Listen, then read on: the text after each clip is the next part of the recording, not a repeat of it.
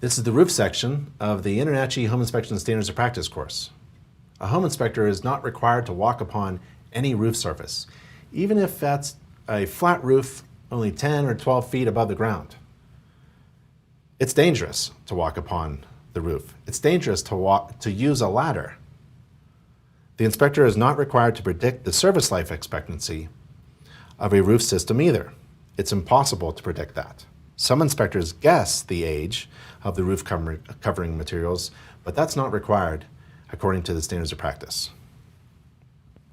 What is required according to the standards of practice? Well, the inspector is required to inspect from the ground level or eaves the roof covering materials, the gutters, the downspouts, vents, flashing, skylights, chimney, and other roof penetrations, and the general structure of the roof from the readily accessible panels, doors, and stairs.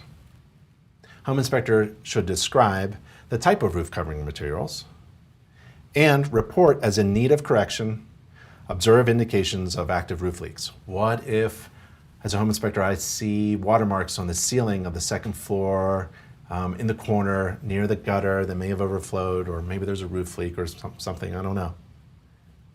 Well, the watermarks are observed indications of active roof leaks. If it was an active leak and was repaired, likely the homeowner would paint the watermarks and patch the drywall that was damaged by the water intrusion problem. If it's still there during a home inspection and you see it and you deem it to be a problem, you should put it in your inspection report. A picture is worth 1,000 words as well. And further evaluation and correction should be recommended. But how do you know if it's active or not? What if someone like an uncle or a real estate agent or the seller says, oh, we fixed that? Well, you should have documentation of that repair by a qualified roofer. Yes? So I would make that recommendation as well. If there isn't any, or if there isn't time for the homeowner to retrieve that information, it's a good idea to recommend as in need of correction any observed indications of a roof leak, whether it's active or inactive. And it's impossible to tell whether it's active or inactive unless it's actually dripping. And that's rare when you see a plumbing leak actively dripping or a water leak, roof leak actively dripping. What you usually see is watermarks.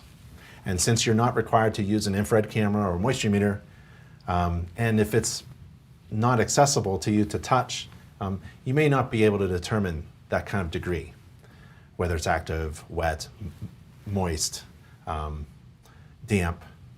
So if you see anything that looks like a roof leak, it's good to report it as in need of correction, any observed indications of an active roof leak. Okay. Roof covering material. The inspector is required to inspect the roof covering materials, not the roof system. There's a difference. The roof system includes many components that are not readily visible or accessible.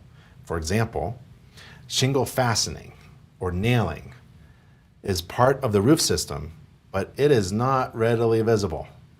Underlayment is part of the roof system, but it is not readily visible.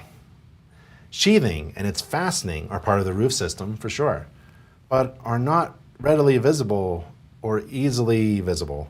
So when inspecting, making observations, taking notes, and writing the inspection report, a home inspector need only to inspect and comment upon the roof covering materials.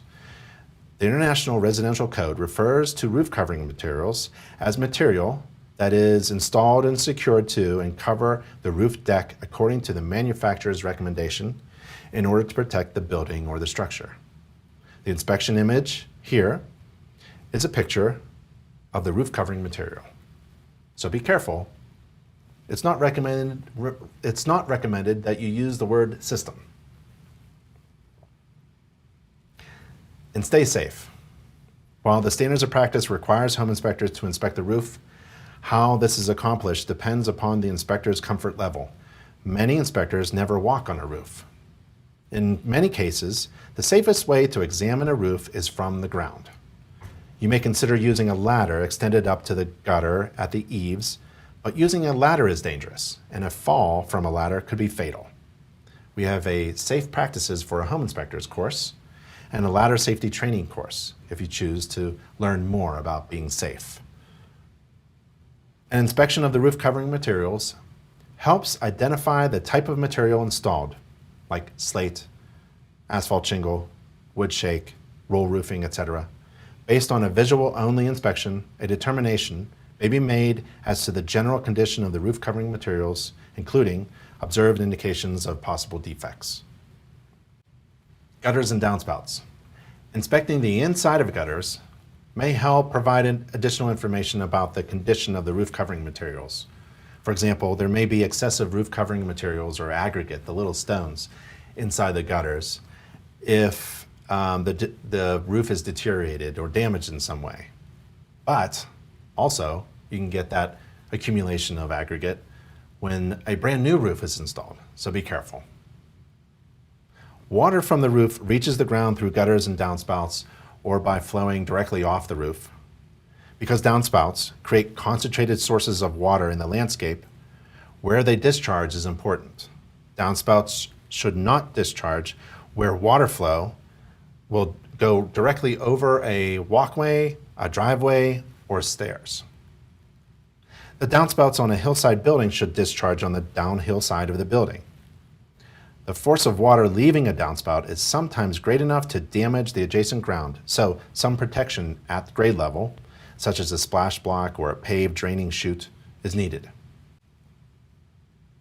In urban areas, it's better to drain downspouts to an underground storm water drainage system, if there is one, or underground to discharge at a lower grade away from the buildings. All gutters should be kept clean, and they should slope uniformly without sags to downspouts. Drainage without gutters and downspouts can damage the exterior water with overflow.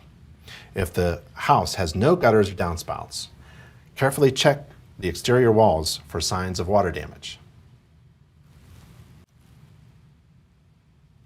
The inspection image here is of a downspout diverter pipe that is crushed and actually closed at its termination end, and that's a defect that should be corrected.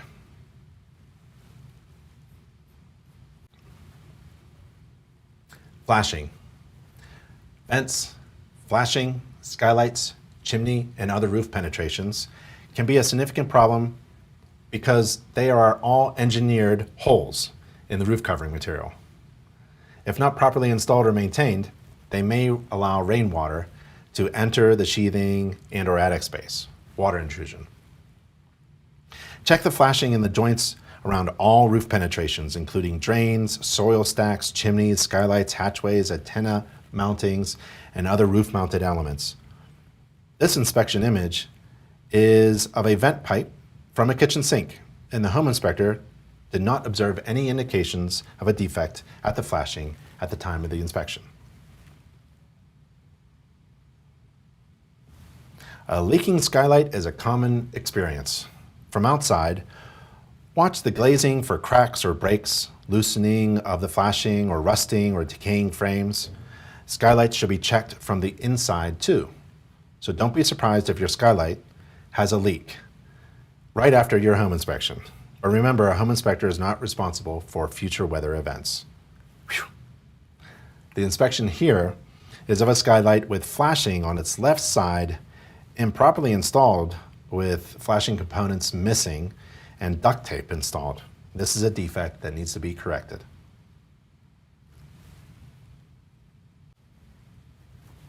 General structure of the roof. Inspecting the roof structure is best done from inside the attic space with safe access. It is an important part of the inspection. Inspectors must check the underside of the sheathing for signs of moisture intrusion, looking closely at the roof penetrations we mentioned earlier for signs of flashing failure, obvious signs of structural problems such as split, cracked rafters, or improperly cut roof truss components. A home inspector should check the general roof structure of the roof from readily accessible panels, doors, or stairs, because roof coverings and roof covering materials can wear out, break, rust, crack, detach, blow off, or otherwise fail and expose the roof deck and structural components beneath to moisture intrusion and damage, this area is important to check. The inspector is not required, again, to walk on any roof surface, not required to predict the life expectancy of the roof covering materials, not required to inspect underground downspout diverter drainage pipes, not required to remove snow or ice, not required to move insulation, not required to inspect antenna, satellite dishes, lightning arresters, de-icing equipment, not required to walk on any roof areas that appear in the inspector's opinion to be unsafe, not required to perform a water test or warranty a roof, and not required to confirm proper flashing or installation of any roof covering materials.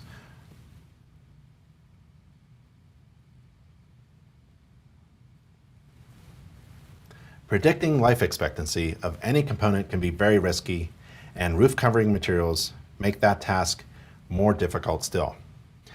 A standard asphalt shingle roof, for example, has a lifespan that is dependent upon prevailing weather, overhanging trees, the number of layers of the covering, and adequate ventilation, to name but a few factors. Asphalt or composition shingles should have a service life from 15 to 40 years, depending on shingle quality, installation, and maintenance. That's a huge span of time. When they begin to lose their granule coverings and start to curl, the shingles should be replaced. No more than 2 layers of asphalt shingles should be in place at any one time. If a second layer of asphalt shingles has been applied, check to see if all of the flashing materials of the first layer were removed and replaced with new flashing for the second layer. Underground pipes. Underground downspout terminations fall into the "if I can't see it, I can't report it" category. Often the drainage system has failed due to silting up, roof system blockages, or collapsed pipework. It's also unsafe to walk most roofs that are wet, icy, snow-covered, or mossy. Removing snow, ice, or debris to inspect the roof is hazardous, and it's not required. Inspecting antenna, satellite dishes, and similar items is not required, but a home inspector could check their attachment to the fixed systems of the roof, such as chimneys and through-the-roof mountings. A home inspector is not required to perform a water test in order to evaluate or diagnose a roof water leak or moisture intrusion problem. The inspector shall report, as in need of correction, observe indications of active roof leaks. It may not be possible to find an active roof leak, such as an active water drip coming from the roof covering materials, but there may be indications that you observe during a home inspection that provides evidence of an active or prior roof leak. So look for signs of dampness and watermarks. Your hand is a sensitive instrument to help find and confirm moisture or wet materials. Watermarks could be an indication of an active roof leak or a roof leak that occurred in the past. It is recommended to identify, describe, and report upon any indications of a roof leak that may have happened in the past. This inspection image was taken during the inspection of the attic space. The inspector wrote, "I observe indications of a roof leak. There is a water capturing rag wrapped around the main vent stack pipe. There's a bucket to catch the water drips. Actively dripping water was not observed at the time of the inspection, but it may be an active roof leak. There may have been a roof leak in the past. I recommend asking the homeowner to explain the indications of the roof leak. An active roof leak is a major defect, and correction and further evaluation is recommended." That's a pretty good inspection narrative. Fastening or installation. It is not required for a home inspector to inspect the fastening of the roof covering material or the roof structure, sheathing, or deck. Fastening is beyond the scope of a home inspection. It is impossible to inspect the fastening. Home inspectors are not required to inspect and confirm proper installation according to manufacturer's recommendations. Home inspectors are not required to inspect according to the building code. Home inspectors are not code inspectors. So to learn about how to inspect a roof, take InterNACHI's online courses that are free to members at our education page, which is nachi.org/education. Let me take you there. And use the search field. Let's say I want to look for roof. Well, we have a lot of nationally accredited roof courses that are free and online to InterNACHI members. We highly recommend taking the video-based course, 10 Steps to Performing a Roof Inspection Course. That is a short and sweet training course. It's really good. So we highly recommend that.